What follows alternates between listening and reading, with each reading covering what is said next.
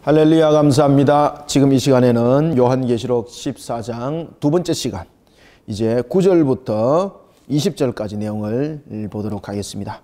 자, 1절부터 이제 8절의 내용을 통해서 14장의 내용에 대한 거의 테두리는 제가 다 말씀을 드렸습니다. 그래서 이제는 9절부터 20절까지 본문을 보면서 짧은 시간에, 빠른 시간에 내용을 보도록 할 테니까 2교시까지 14장을 여러분 동영상을 다 보시고 그래 공부를 하셔야 됩니다. 자, 이제 천사가 이제 등장을 하게 되는데, 우리가 1교시는 천사가 보면은 첫째 천사, 둘째 천사가 이제 등장했지 않습니까? 그 첫째 천사는 영원한 복음을 천사들이 이제 등장을 하는데, 천사들이 등장을 하면서 첫째 천사는 무엇을 주 테마를 들고 나왔습니까? 영원한 복음에 관한 것을 우리에게 말하였고, 두 번째 천사는 진노의 포도주에 관해서 그 내용들을 우리에게 설명했다면, 이제 셋째 천사는 무엇을 설명을 하고 있는지 한번 보겠습니다. 자, 9절을 한번 읽어봅시다. 자, 9절 시작. 또 다른 천사 곧 셋째가 그 뒤를 따라 큰 음성으로 이르되, 만일 누구든지 짐승과 그의 우상에게 경배하고 이마에나 손에 표를 받으면, 자, 아멘. 그러면 표를 받게 되면 어떻게 된다는 이야기입니까? 그러면은 이제 셋째 천사는 이제 그 지팽에 관한 것을,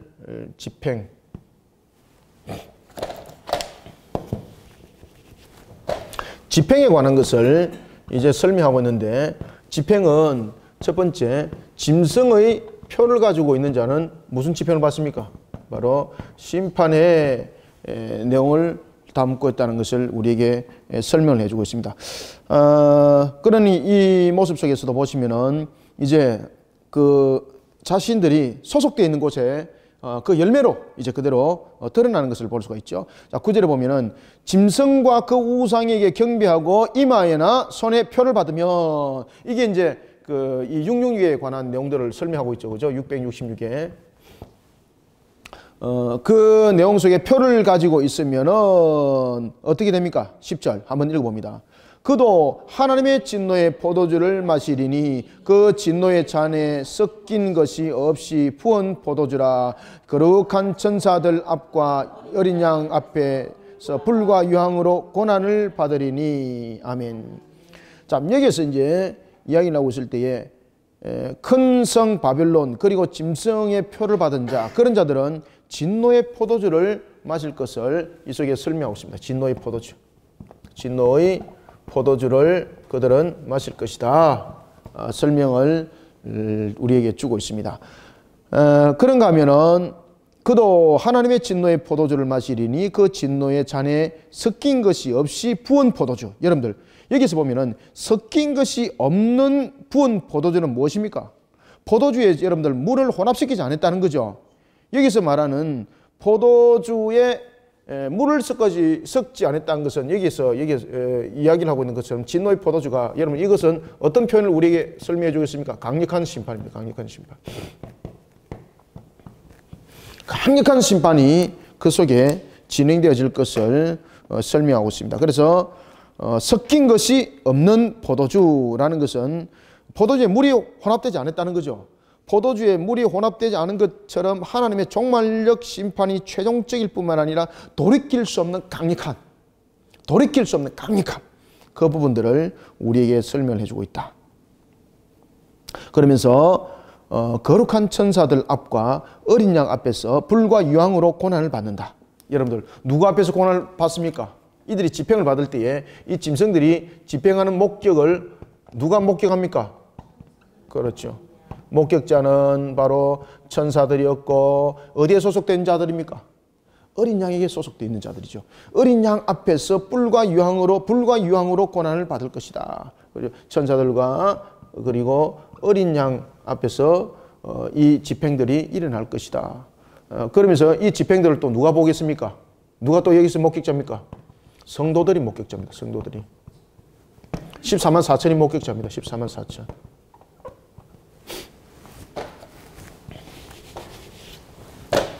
14만 4천. 1교시에도 14만 4천을 제가 자세히 설명드렸죠. 그죠? 이제 14만 4천 더 이상 말씀 안 드려도 되겠죠? 신구약의 구원의 백성들이고 그 다음에 모든 족속 가운데에 있는 하나님의 택한 백성, 그것을 14만 4천이라고 우리에게 설명을 주고 있습니다. 자, 그들이 바로 이 목격자가 되는 거죠. 자, 그런가 하면은 자 보십시오. 11절. 그 고난의 연기가 세세토록 올라가리로다. 그런데 여기서 이제 여러분들이 센스 있는 사람은 이 내용을 통해서 체크를 퍼뜩 이렇게 하는 사람들이 있을 것입니다. 그 고난의 연기가 세세토록 올라가리니 짐승과 그의 우상에게 경배하고 그의 이름표를 받는 자는 누구든지 밤낮 쉼을 얻지 못하리라 하더라. 아멘. 지금 여기서 여러분들 그 고난의 연기가 세세토록 올라간다는 것은 이 고난의 영원성과 함께 여러분들이 잘 아시고 있는 것처럼 죄인들이 당하는 고난, 이 죄인들이 당하는 고난이 누구의 응답이라는 이야기입니까? 이게 이 집행이 누구의 지금 응답이라는 겁니까? 이게 성도들의 기도의 응답입니다. 이게.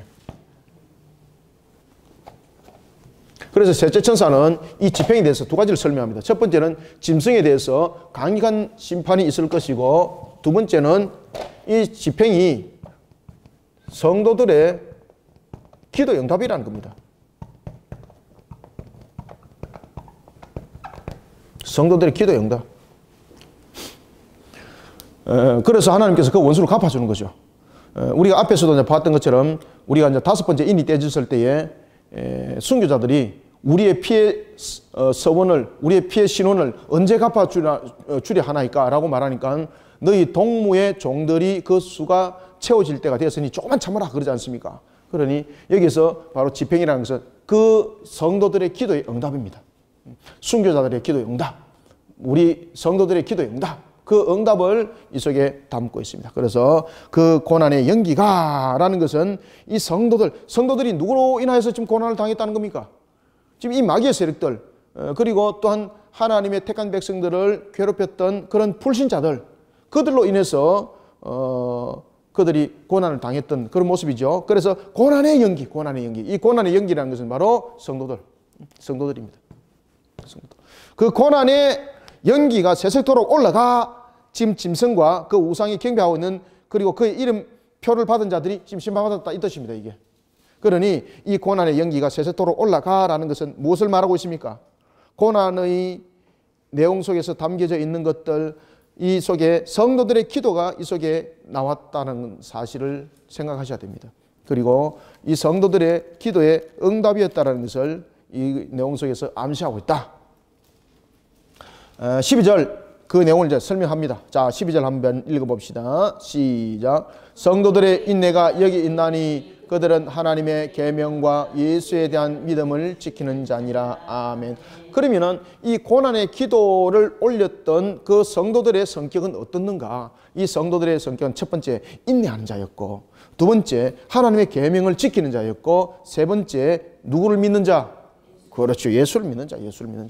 그렇죠. 그래서 이 성도들에 대한 성격도 함께 설명하고 있죠. 그래서 성도는 오늘 본문 속에서도 12절에서 이야기를 하고 있습니다. 첫 번째, 성도들은 고난 가운데 어떻게 했습니까? 인내하는 자였다. 그 다음에 두 번째, 성도는 어떤 성격을 가지고 있었습니까? 무엇을 지켰더라? 그렇죠. 하나님의 계명을 지켰더라. 계명을 지키는 자였고, 그 다음에 세 번째, 무엇을 가졌더라? 그렇죠. 믿음을 가졌는데 이 믿음은 예수 그리스도를 구세주로서 믿는 그 믿음이었더라. 그 성도들의 기도를 들어서 짐승들을 속히 하나님께서 심판하신다는 사실을 우리에게 설명해 주겠습니다. 그래서 우리는 주님이 우리로 하여금 이 땅 위에 주님께서 우리가 속교기를 우리가 간구할 때 그 기도를 들으신다는 이야기입니다. 그리고 또한 우리는 또한 그런 기도를 통해서 우리가 영적으로 방어할 수 있는 또 방어막이 생기는 것이고요. 우리가 이제 성도로서의 인내라는 것은 하나님의 말씀 속에 젖어들어 있는 자들은 불의함 속에 가고 싶어도 자신의 발걸음이 옮기지 않습니다. 자, 13절도 한번 읽어보겠습니다. 시작. 또 내가 들으니 하늘에서 음성이 나서 이르되 기록하라. 지금 이후로 주 안에서 죽은 자들은 무엇이 있다? 복이 있도다 하시매 성령이 이르시되 그러하다. 그들이 수고를 거치고 쉬리니 이는 그들의 행한 일이 따름이라 하시더라. 아멘. 지금 이게 이제 어떤 내용을 담고 있는가 하면은 지금 이후로 주 안에서 죽은 자들은 복이 있다는 것이 이제 강력한 이제 심판이 나타난다는 것을 우리가 이제 설명을 해주고 있습니다. 그래서 지금 이 이후로 죽은 자들은 복이 있다는 것은 죽은 것이 끝나는 것을 말하는 것이 아니라 이 속에서 육신이 쉼을 말하고 있는 겁니다. 고난 속에 있는 육신이 오히려 쉬고 우리에게 영원한 복락과 안락이 있는 곳에 거처하게 된다는 거죠. 그리고 난 뒤에 이제 마지막 종말의 대접장들이 이제 일어나고 그리고 난 뒤에 이 대접장 속에서 나중에 그 종말의 최종 심판 때에 우리가 새하늘과 새 땅에 이제 갈라지는 역사 속에 영원히 가는 그런 우리의 거처가 그 속에 임하게 되는 거죠. 이런 속에 이제 마지막 수학이 이제 벌어지게 되는데 14절부터 이제 여러분들 그 20절은 어떤 내용을 담고 있는가 하면은 이 14절부터 20절은 두 수학을 우리에게 설명해 주셨습니다. 두 수학. 이 두 수학을 설명해 주고 있는데 첫 번째 수학은 곡식에 관한 수학이고 두 번째 수학은 무슨 수학입니까? 포도주에 관한 수학인데 이 포도주는 앞에도 설명을 드렸던 것처럼 여러분들 바로 진노의 포도주를 우리 속에 설명을 하고 있습니다. 이때에 이 두 수학을 거둘 때에 첫 번째 곡식을 수학을 거둘 때도 여기서 무엇이 사용됩니까? 낫이 사용됩니다. 포도주를 거둘 때 무엇이 사용됩니까? 똑같이 낫이 사용되죠. 그런데 여기서 여러분 낫이 보면은 18절 보세요. 18절에 무슨 낫입니까? 그렇죠. 예리한 낫입니다. 예리한 낫. 예리한 낫입니다. 이제 여기서 14절도 보면은 여러분 예리한 낫이죠. 그런데 14절에서 말하는 이 예리한 낫과 여기서 말하는 예리한 낫이 무엇이 다를까? 같을까 다를까? 상반됩니다. 완전히 상반됩니다. 여기서 곡식을 거두는 데 있어서 낫이 예리한 것은 하나님의 곡식들을 베는 데 있어서 그 수를 떨치지 않는 겁니다. 여러분들 그 낫이 예리하지 못하면 곡식을 베다가 곡식을 베지 못하는 경우가 있겠죠. 그래서 여기서 말하는 예리한 낫은 구원의 백성에 대해서 구원의 백성을 어떻게 구원한다는 이야기입니까? 하나도 놓침없이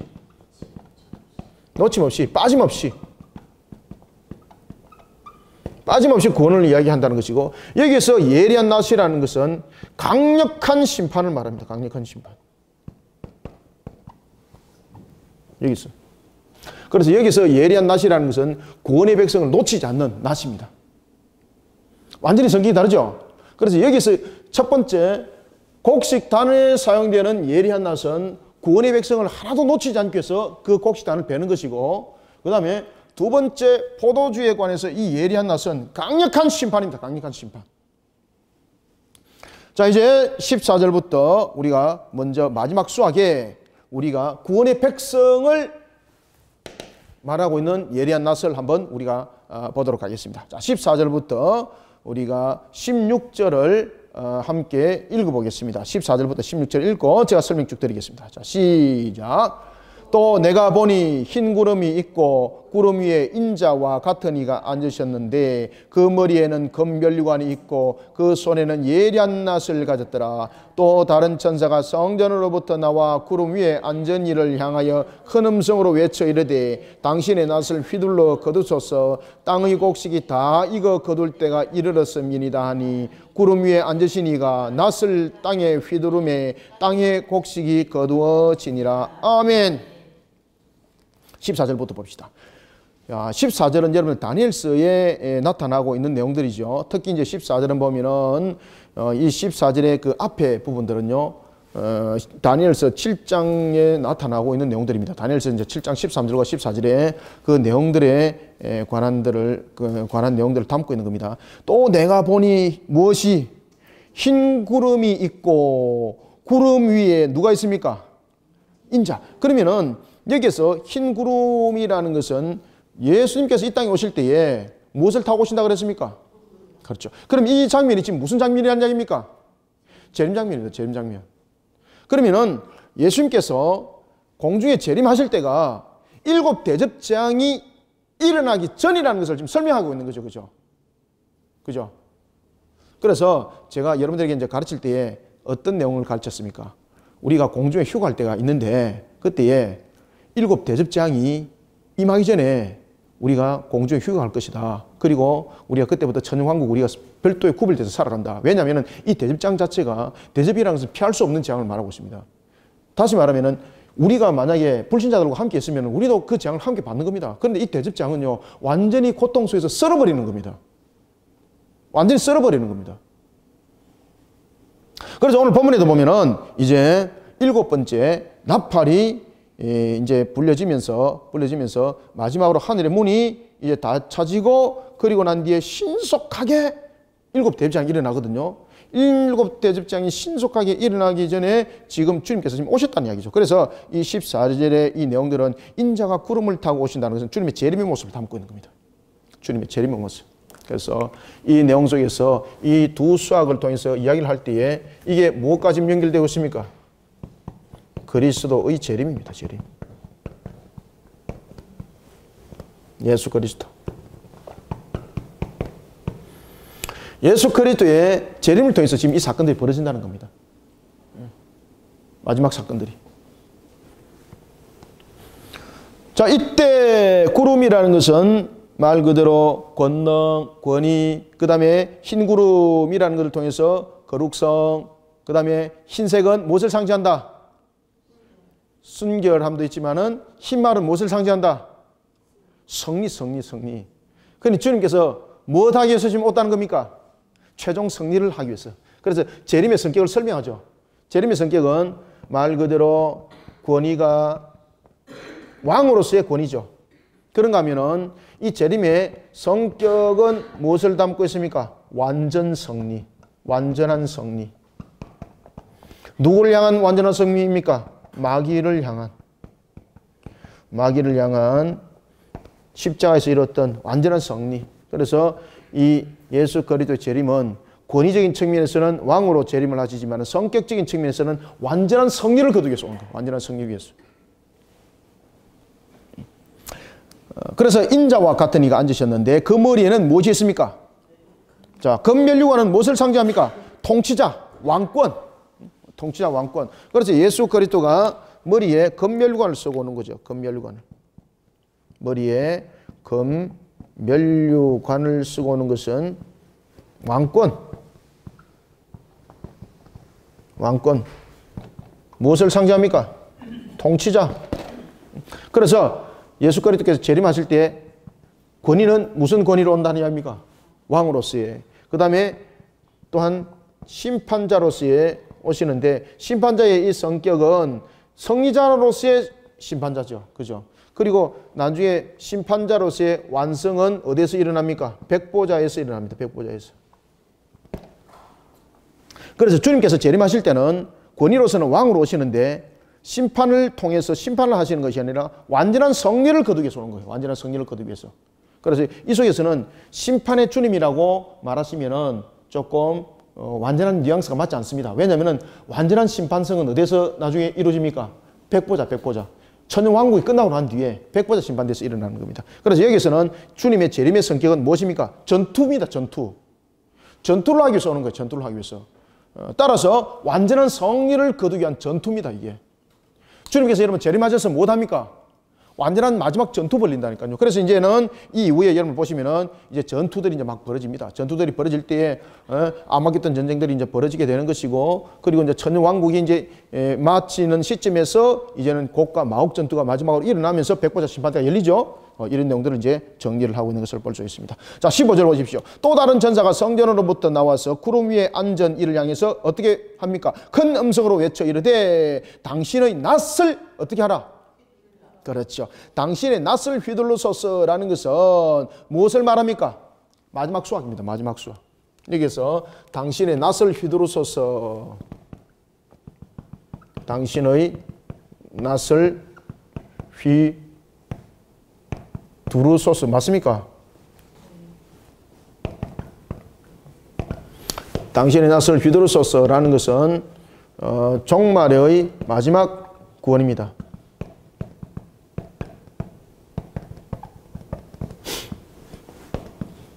종말의 마지막 구원입니다. 그래서 우리가 가장 완악한 자들, 마지막 남은 완악한 자들의 구원입니다. 구원 그죠?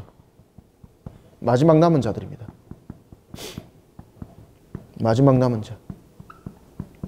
이 마지막 남은 자들이 여러분 완악한 자들이었죠. 그죠? 그러니까 이들이 여러 가지 재앙을 통해서 그들이 회개하게 되고, 그리고 낫이라는 것은 하나님의 택한 백성에 관한 강력한 그런 구원, 놓침이 없는, 빠짐이 없는 그런 구원을 우리 속에 설명을 하고 있다라는 것을 여러분들이 아셔야 되겠습니다. 그래서 예리한 낫을 가져다가 그가 어떻게 합니까? 휘둘러서 어떻게? 땅의 곡식이 다 익어 거둘 때가 이르렀습니다. 그러니까 곡식 다 거두세요 이 말입니다. 이 말은 무슨 말입니까? 하나님의 택한 백성을 예리한 낫을 통해서 빠짐없이 놓침없이 구원을 하는 그 성격을 가지고 있다. 이 낫은. 그러니 여러분 이 낫은 얼마나 여러분을 은혜고 이 낫은 얼마나 우리의 축복의 낫이 되겠습니까? 그런데 이제 17절 이하 낫은요 완전히 강력함입니다. 강력함. 그래서 16절 보시면은 16절 별표로 쳐놓으십시오. 이 종말적 구원사입니다. 이게 그리스도의 종말적 구원사요. 그리스도의 종말적 구원사요.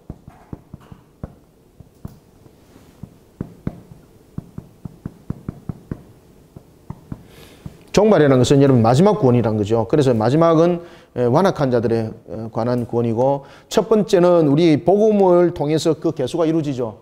그리고 난 뒤에 이제는 마지막 환란의 재앙을 통해서 하나님의 택한 백성을 이제 거둬들이는 그 장면을 우리에게 설명을 해주고 있습니다. 16절 구름 위에 앉으신 이가, 여기서 구름에 앉으시는 이는 누굽니까? 예수 그리스도입니다. 구름에 앉으신 이가 낫을 땅에 휘두르며 땅의 곡식이 거두어지니라. 이것이 무엇이라고요? 그리스도의 종말적 구원사요. 그리스도의 종말적 구원사이다. 종말적 마지막 완악한 자에 대한 마지막 구원입니다. 이게. 그리고 나서 계수가 이제 채워지게 되고 하늘 문이 닫히고 끝나는 겁니다.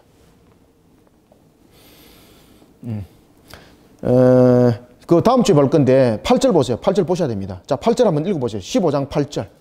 자, 시작. 하늘의 영광과 능력으로 말미암아 성전의 연기가 가득 차며 일곱 천사의 일곱 재앙이 마치기까지는 성전에 능히 들어갈 자가 없더라. 아멘. 이게 여러분 무슨 말인가 하면은 이게 이제 일곱 재앙이 이제 마무리되는 단계에서 이 지금 낫이 휘둘러지거든요. 휘둘러지고 마지막 구원의 계수가 채워지고 하늘의 문이 닫히는 겁니다. 지금 그 장면입니다. 다음 주에 이제 우리가 이제 다음 시간에 이제 이것을 이제 볼 것입니다. 자, 이런 속에 하나님의 택한 백성을 빠짐없이 주께서 구원하시고, 그러면은 남은 것은 어떻게 할 것인가? 그래서 마지막 재난 속에 나타나는 또 다른 천사. 자, 보십시오. 이제 또 다른 천사가 어떤 이야기를 하고 있습니까? 여기서 보면은 이제 세 번째 천사를 지나서 또 다른 천사가 무엇을 말합니까? 집행하소서. 그러죠. 집행하소서. 그죠. 또 다른 천사가. 자, 17절 한번 읽어봅니다. 시작. 또 다른 천사가 하늘에 있는 성전에서 나오는데 예리한 낫을 가졌더라. 아멘. 여러분들, 여기서 또 다른 천사라는 것은 정말로 또 다른 천사일까요? 여기서 또 다른 천사라는 것은 또 다른 천사가 하늘에 있는 성전에서 나오는데 예리한 낫을 가졌다라는 것은 여기서 말하는 것은 14절의 인자와 같은 입니다. 여기서 또 다른 천사는 14절의 인자와 같은 이고, 그 다음에 인자와 같은 인데 검멸류관이 지금 없죠. 여기서 주시하셔야 돼요. 지금 여기서 또 다른 천사는 인자와 같은 자입니다. 그런데 이 또 다른 천사에게 무엇이 없습니까? 검멸류관이 없습니다. 왜 검멸류관이 없을까요, 여러분들? 여기서 검멸류관이 없는 것으로 구별되는 것은 이것을 그리스도가 아니라 다른 천사라고 이렇게 볼 수도 있습니다. 그런데 여기서 여러분들 검멸류관의 성격을 잘 아셔야 됩니다. 여기서 검멸류관은 왕권이고 통치권을 가지고 있고 완전한 성리에 대한 부분들을 담고 있었죠. 자신의 백성을 향하여서 지금 왕으로 즉위하는 거죠. 그런데 택하지 못한 백성에게는 왕으로 즉위할 필요가 없죠. 그래서 검멸관 내려놔 버린 겁니다. 너와 상관없다는 겁니다. 지금 여기서 검멸관을 내려놨다는 이야기입니다. 그럼 다시 말하면은 검멸관을 내려놓은 상태에서 지금 낫을 휘둘러버린다는 이야기죠. 그러면은 지금 이 낫을 휘둘림 받는 대상은 누군가면은 영광이 없는 자들이라는 겁니다. 백성과의 관계가 안 되는 그런 자들이. 내가 너희들의 왕이 아니라는 겁니다. 그러니 그들에게는 강력한 이제 재앙으로서 그 모습을 비춰주고 있는 것. 다시 말하면 여기서 검멸류관이 나타나지 아니하고 또 다른 천사로서 우리에게 말을 주고 있는 것은 그리스도가 불신자를 향해서 심판자의 모습으로 동시에 나타났기 때문입니다. 아시겠습니까? 그래서 여기서 검멸류관이 없는 것은 무엇을 말하고 있다? 강력한 심판을 말하고 있습니다. 강력한 심판. 검멸류관을 내려놨다는 거예요. 알겠죠? 검멸류관을 내려놨다는 것은 무엇을 설명하고 있습니까? 너희들은 나의 무엇이 아니다? 백성이 아니다. 백성이 아니다. 백성이 아니다. 너희들은 나의 백성이 아니다. 그래서 그 낫을 가져다가 18절 한번 읽어봅시다. 자, 시작. 또 불을 다스리는 다른 천사가 제단으로부터 나와 예리한 낫 가진 자를 향하여서 큰 음성으로 불러 이르되 네 예리한 낫을 휘둘러 땅에 포도송이를 거두라. 그 포도가 익었느니라 하더라. 아멘. 여러분들 포도가 익으면은 그 수확을 거두는 것은 맞지 않습니까? 그런데 여기서 제단으로부터 나와 예리한 낫을 가진 자를 향하여 라는 것은 여기서 제단이라는 것은 번제 제단과 분향의 제단 뭐 그런 부분들을 이야기를 하고 있는 거죠. 이런 부분을 통해서 우리에게 이제 설명을 해주고 있는 것은 여기 천사에 대한 성격을 설명해주고 있는 것이고요. 그리고 이제 큰 음성이 불러 이러면서 이렇게 말합니다. 땅의 포도송이를 거두라. 땅의 포도송이. 그럼 이 땅의 포도송이는 어떤 포도송일까? 10절 보십시오. 10절. 10절 다시 한번 읽습니다. 시작. 그도 하나님의 진노의 포도주를 마시리니 그 진노의 잔에 섞인 것이 없어 그렇죠. 부은 포도주라. 거룩한 천사들 앞과 어린 양 앞에서 불과 유황으로 고난을 받으리니 아멘. 그러면 여기서 말하고 있는 땅의 포도주는 바로 무엇을 말하고 있는가 하면 10절과 연결되는 포도주입니다. 10절과 연결되는 것. 그 포도송이를 거두는데 여기서 두 번째 추수는 바로 죄인들 향한 심판의 수확입니다. 이게. 예리한 낫은 바로 진노의 심판의 수확. 그러면서 포도를 여러분들 거두었으면은 그것을 가지고 축제를 벌려야 되잖아요. 그런데 여기서 어떻게 하고 있습니까? 19절 보면 그냥 진흙에 밟아버리는 거예요. 여기서 진흙에 밟는 것은 무엇입니까? 심판입니다. 전부 다 죽는 겁니다, 이게. 강력함. 그래서 이제 일어나는 것은 뭔가 하면은 이 부분들은 바로 계속해서 이어지는 것이 끊어지는 것이 아니라 대접장으로 지금 연결되어지는 것을 말하고 있습니다. 이 내용은. 이 내용이 성립되고 대접장이 일어나는 것도 아닙니다. 이 내용은 여러분 대접장에 연결되는 측면을 지금 설명하고 있는 겁니다. 이 전체가. 그래서 이제 대접장에 보면은 그 성격을 설명하는 거예요. 어떻게 짓밟는가? 대접을 부어서 그렇게 한다는 겁니다. 그래서 여기서 그들을 그냥 수확에 거둬서 짓밟고 대접장 또 일어나는 것이 아니라 지금 여기서 짓밟는 것이 어떤 장면을 지금 설명하는 겁니까? 대접장 설명하는 겁니다. 전체적으로. 그러니까 여기서 머리말이라고 보시면 되겠습니다. 그리고 안 돼 이제 대접장이 이제 설명되어지는 겁니다. 이제. 휘두른 그 낫에 의해서 그 포도송이가 거둬지는데 19절 20절 두 절 읽습니다. 시작. 천사가 낫을 땅에 휘둘러 땅의 포도를 거두어 하나님의 진노의 큰 포도주 틀에 던짐에 20절 성 밖에서 그 틀이 밟히니 틀에서 피가 나서 말굴레까지 닿았고 1600 스타디온에 퍼졌더라. 아멘. 여러분들 1600 스타디온이면 길이가 하나 어느 정도 될까요? 여러분들 스타디온. 여기서 1600 스타디온 정도 되면은 여러분들 우리가 그 일반적으로 한 300km 정도 1600 스타디온 정도 되면은 한 300km 정도 어마어마한 거죠 이거. 피가 이런 걸 그렇게까지 튀긴다는 이야기입니다. 이것은 무슨 이야기를 하고 있는가 하면은 구원받지 못할 자의 수가 많다는 이야기입니다. 그리고 또 하나는 강력함을 표현하고 있습니다. 완전히 진액인데 피가 튀겨서 그렇게까지 지금 퍼지고 나갈 정도로 강력함에 다시 말하면은 그냥 살짝 밟는 것이 아니라 여러분들 우리가 뭐를 밟을 때에 살짝 밟으면은 그 안에서 있지 밖으로 안 나가지 않습니까? 그런데 우리가 너무너무나도 화가 나가지고 너무너무나도 화가 나가지고 막 그냥 지니기 위해서 그냥 확 밟아버리면은 밖으로 튀죠. 그죠? 그래서 여기서 300 스타디온이나 퍼져나갔다는 것은 아주 진노한 심판. 그냥 살짝 바른 것이 아니라 강력한 심판을 말하고 있습니다. 여기서 1600 스타디온 퍼졌다는 것은 아주 강력한 심판. 그래서 살짝 밟으면 그 안에서 이렇게 있지만은 그냥 우리가 아주 진노해서 그냥 밟아버리면은 사방팔방으로 퍼지는 것처럼 그런 것들을 우리에게 담고 있는 것입니다. 그래서 19절에 보면은 천사가 낫을 땅에 휘둘러 땅의 포도를 거두어 하늘의 진노의 큰 포도주 틀에 던졌다는 거죠. 그죠? 그래서 이 포도는 바로 축제의 포도가 아니라 바로 타락과 음녀의 포도주라는 것을 우리에게 설명하고 있고, 그것이 던져지고 20절에 성 밖에 있는 그곳에서 밟힙니다. 성 안이 아니죠. 그들이 성 밖에서 그 틀이 밟힌다는 것은 구원받을 자가 아니라는 이야기입니다. 성 밖이라는 것은. 성 안과 성 밖은 다르죠. 성 안은 하나님의 택한 백성이지만은 성 밖은 하나님의 택한 백성이 아닙니다. 그래서 여기서 성 안과 성 밖을 통해서도 또한 우리에게 이야기를 해주고 있는 왕가에 대한 부분입니다. 성 안에는 어떤 자들이 존재합니까? 왕과의 관계적인 측면에서 백성이 성 안에 거합니다. 그런데 성 밖에는 왕과의 관계가 없는 이방인들이 성 밖에 있습니다. 그래서 여기에서 성 밖이라는 것은 단편적으로 우리에게 주는 말씀이 있는데, 지금 심판받는 이들에 대한 성격을 설명하고 있을 때 그들은 하나님과 관계가 없는 자들입니다. 하나님과 관계 없는 자.